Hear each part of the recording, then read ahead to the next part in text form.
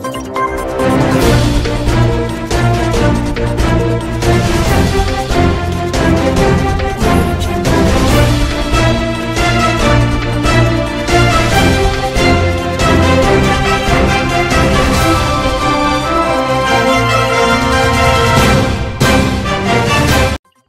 prix du coton graine connaît une petite augmentation de 5 francs. Il passe de 280 à 285 francs CFA le kilogramme.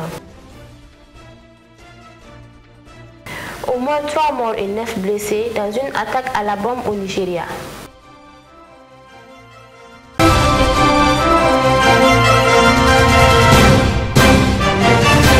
Mesdames et messieurs, bonsoir et bienvenue dans cette édition. Le gouvernement du Mali a ouvert le compte bancaire numéro soutien à la transition dans les livres de la Banque pour le développement du Mali à la demande des Maliens désireux d'apporter leur contribution financière aux actions du gouvernement de transition. À la date du 18 avril 2022, le dit compte affiche un solde de 102 511 763 francs CFA et n'a encore fait l'objet d'aucun mouvement débitaire.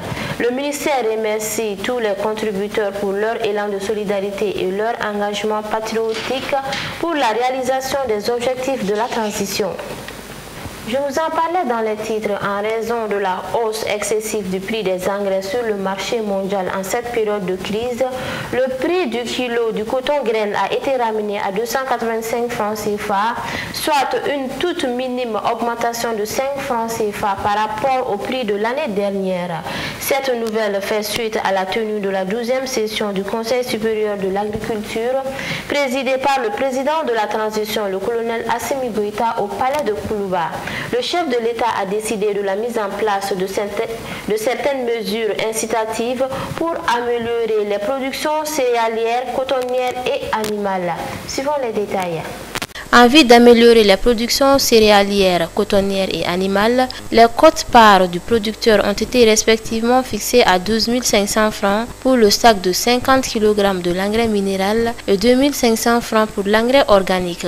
Quant au prix du kilo du coton graine, il a été ramené à 285 francs, soit une augmentation de 5 francs par rapport au prix de l'année dernière, et sur un montant de 456 milliards de nos francs affectés au financement de la campagne agricole, 54,9 seront destinés à la subvention des intrants de la production cotonnière. Ainsi en ont décidé les autorités de transition lors de la 12e session ordinaire du Conseil supérieur de l'agriculture tenue le 12 avril dans la salle des banquets du palais de Koulouba. Sous l'égide du président de la transition, la cérémonie a drainé le premier ministre Choguel Maïga et plusieurs membres de son gouvernement, notamment le ministre du développement rural Modibo Keïta et le ministre commissaire à la sécurité alimentaire Redouane Ag Mohamed Ali. Le PDG de la CMDT, Dr Nango Damele, ainsi que le président de l'Assemblée permanente des chambres d'agriculture du Mali, Sanoussi Bouyassila, ont également rehaussé de leur présence l'éclat de la cérémonie. Le colonel Goïta, après avoir salué les résultats engagés lors de la campagne écoulée, en dépit des défis sanitaires et sécuritaires auxquels le pays est confronté, a félicité les acteurs de la profession agricole ainsi que leurs partenaires nationaux et étrangers pour les résultats obtenus.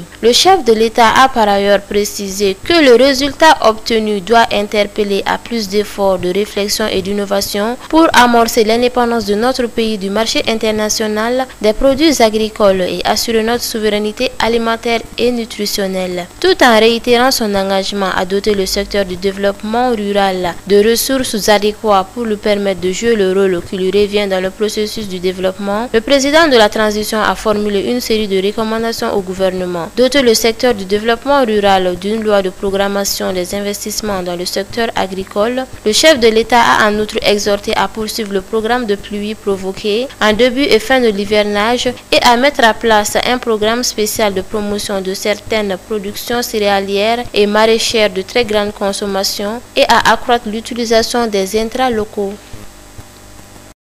Sur Sur tout un autre plan, le ministre de la Défense et des anciens combattants, le colonel Sadio Camara, a reçu en audience le nouveau représentant de la CEDEAO au Mali, Mario Gomez Fernandez, ce mardi dans la salle de conférence de son département. En visite au Mali depuis plus d'un mois, le nouveau représentant résident de la CEDEAO au Mali s'est entretenu avec le ministre dans le cadre d'une visite de courtoisie. Les échanges ont notamment porté sur la situation actuelle du pays, sur la possibilité d'aider le Mali à dépasser cette situation, entre autres. À sa sortie d'audience, Gomez a exprimé sa détermination personnelle et réaffirmé l'engagement de la CEDEAO à poursuivre son soutien au Mali et l'accompagnement d'une sortie de crise. Pour finir, il a assuré l'engagement de la Commission et de sa disponibilité à appuyer les autorités maliennes dans le maintien d'un bon climat politique de paix et de développement durable. L'audience a eu lieu en présence du secrétaire général du ministère de la Défense, le général de division Sidiki Samaké, de l'inspecteur général des armées et services, le général de brigade Brahima Djabaté et d'autres chefs militaires. La force française Barkhane a cédé la base militaire de Gossi située à Gao aux forces armées maliennes. Cette base opérationnelle avancée a permis depuis septembre 2018 à la force Barkhane de soutenir avec détermination l'effort des armées maliennes dans la région et de maintenir une pression forte et dissuasive sur les actions et la présence des groupes armés terroristes, a indiqué le communiqué.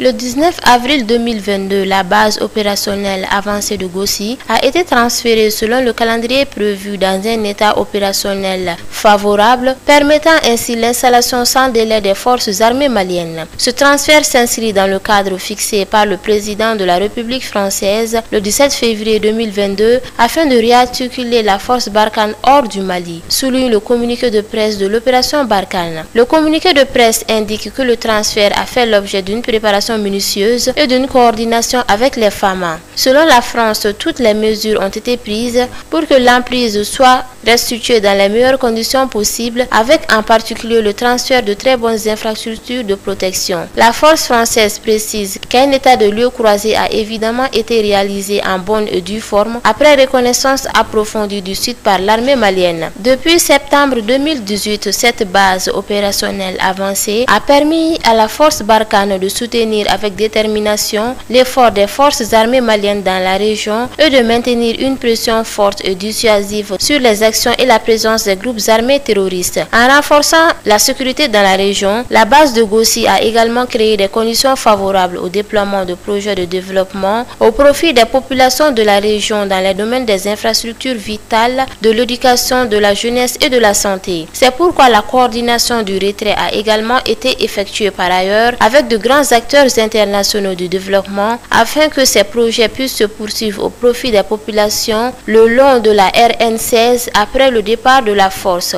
révèle le communiqué de presse de l'opération Barkhane. Il ressort également de ce communiqué que la cohabitation entre la force Barkhane et la population de Gossi a toujours été marquée par une excellente attente et un profond respect mutuel permettant de tisser des profonds liens d'amitié. À l'heure du départ de Barkhane, il appartient désormais aux seules forces maliennes d'assurer la protection des populations de Gossi, le soutien à leur développement et la poursuite du combat contre les groupes qui les terrorisent. Nous souhaitons le meilleur à nos frères d'armes des forces armées maliennes dans l'accomplissement de leur mission, conclut le communiqué de l'opération Barkhane. A rappeler que le 17 février 2022, le président Emmanuel Macron a annoncé la décision de la France et de ses alliés européens de se retirer militairement du territoire malien. Ce retrait se traduirait par la fermeture des emprises de Gossi, de Menaka et de Gao, qui sont les trois bases militaires françaises restantes après le retrait il y a quelques mois de Kidal, Tessalit et Tombouctou. Sur tout un autre plan, pendant tout ce mois béni de Ramadan, les habitudes alimentaires changent. À la rupture, certains n'ont pas de limite et ont toutes sortes de nourriture à leur table. Ainsi, on constate malheureusement du gaspillage dans de nombreuses familles. La nourriture abondante est jetée à la poubelle alors que certaines personnes ne mangent pas à leur faim. C'est pourquoi nous avons voulu savoir ce que l'islam dit sur le gaspillage, surtout pendant le mois de Ramadan. Élément de réponse dans cette interview. C'est une réalité pertinente qui est la question du gaspillage en termes de nourriture, de boissons, de tout. C'est décevant, mais en réalité c'est le contraire du message coranique. Dans le Coran al-Karim, Allah subhanahu wa ta'ala, c'est lui qui nous a donné les provisions que nous avons. Que ce soit l'eau que nous buvons, la nourriture que nous avons, les boissons. C'est Allah qui nous a donné tout ça. Mais il est dit dans le Coran, Kulu washrabu wa la tusrifu.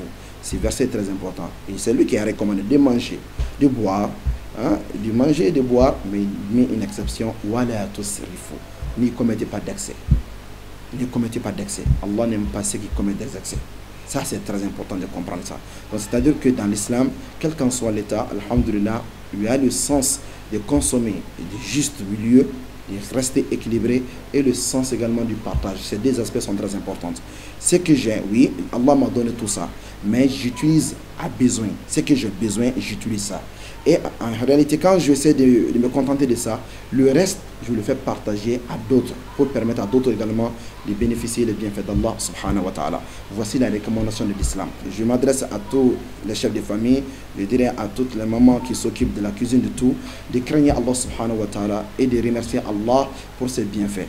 La meilleure manière de remercier Allah, surtout en matière de nourriture, de bienfaits donnés, c'est la bonne gestion du bienfait et non pas de gaspiller. Car Allah n'aime pas ceux qui commettent des excès. Allah n'aime pas le gaspillage. Il dit dans le Coran, ils sont des alliés du diable. Les mubadhirin, ce sont des alliés du diable. Donc il faut faire attention à ça. Dieu n'aime pas qu'on fasse le tabdir, comme le gaspillage, pas du tout. Il faut tout faire pour rester équilibré. Bien utiliser à besoin ce que nous avons comme bienfait, des nourritures, de boissons, de tout, mais permettre également de partager le reste aux besognés, aux voisins, aux orphelins, aux voisins connus, même quand on n'a pas de personnes démunies autour de soi. La mosquée est là où les fidèles viennent faire les ruptures, leur permettez à ça. Au lieu de verser, on dit qu'on va se laver avec du boisson, on va faire ça. Ça n'a rien de bien, ni sur le plan santé, ni sur le plan spirituel, ni sur le plan social.